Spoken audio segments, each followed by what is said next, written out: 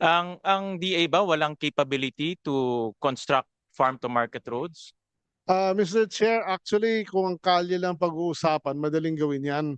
So we are capable, but in view of the scandals that are happening, I would rather not have it under the DA, Mr. Chair. And then, in your opinion, anything above 15,000 per square meter or 15 million per meter or per kilometer is considered overpriced?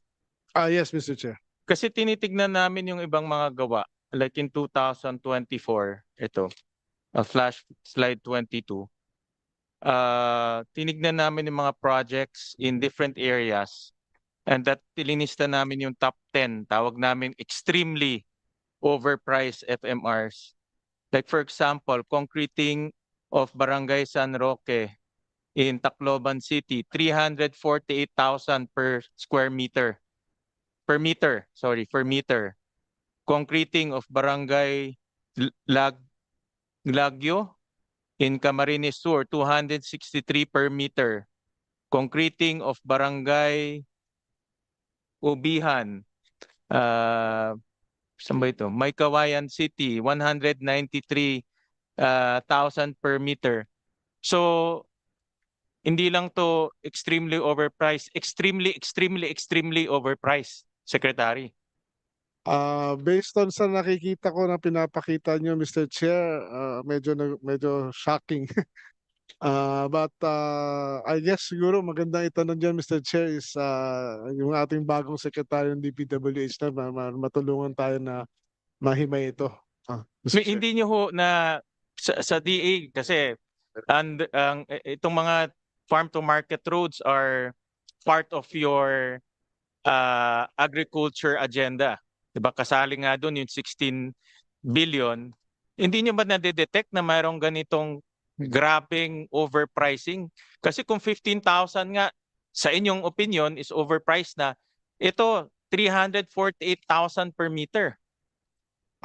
Mr. Chair, actually meron kaming reports even before this whole thing dun sa flood control na meron mga questionable na FMRs nga in terms of cost or standard or meron din parang hindi mahanap.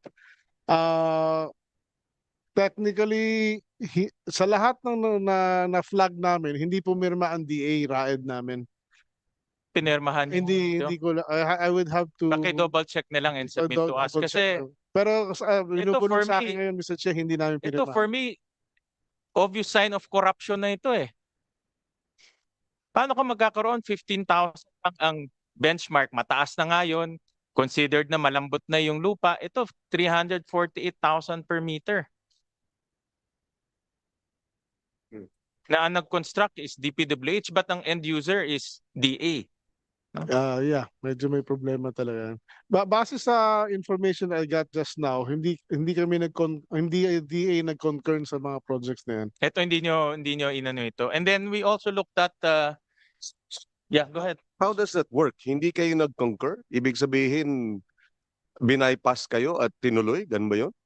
Yes, Mr. Chair. So parang flood control, may nagbabypass, dinediretso dun sa...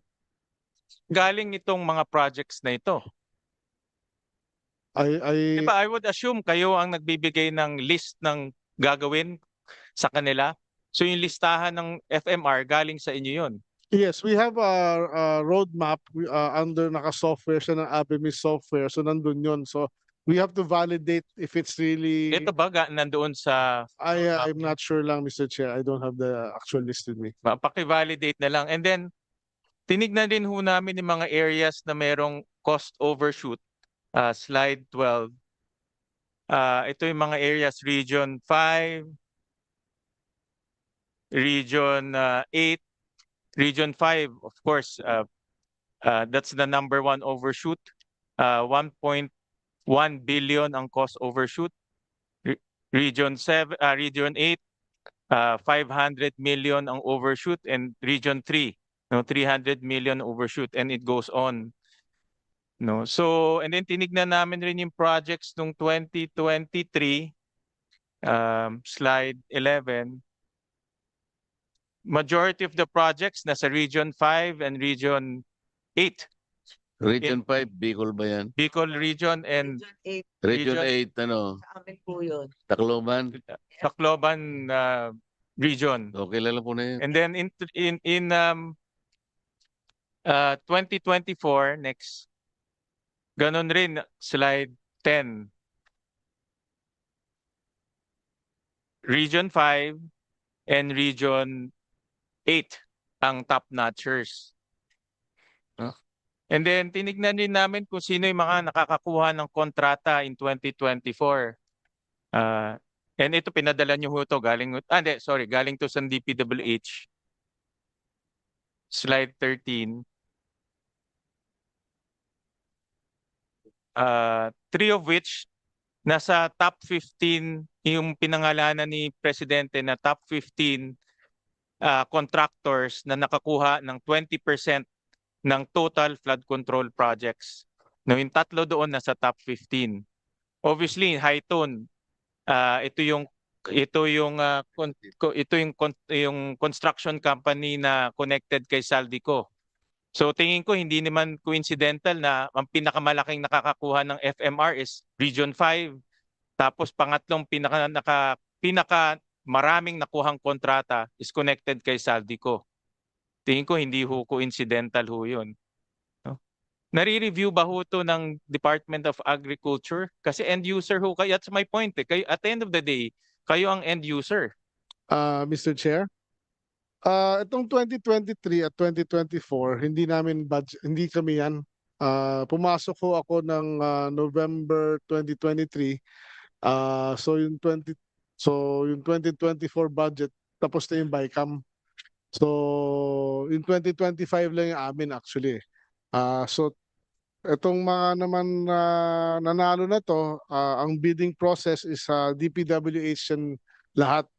We are only validating if it's complete or not At marami naman kami nakita sa aming initial audit ng FMR na supposedly hindi naman marami, konti lang naman na completed pero actually medyo hindi namin mahanap kung nasaan. O kaya mayroong kalye, walang semento.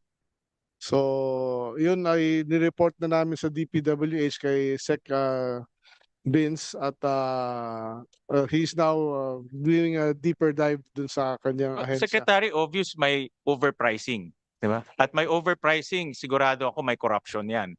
Diba?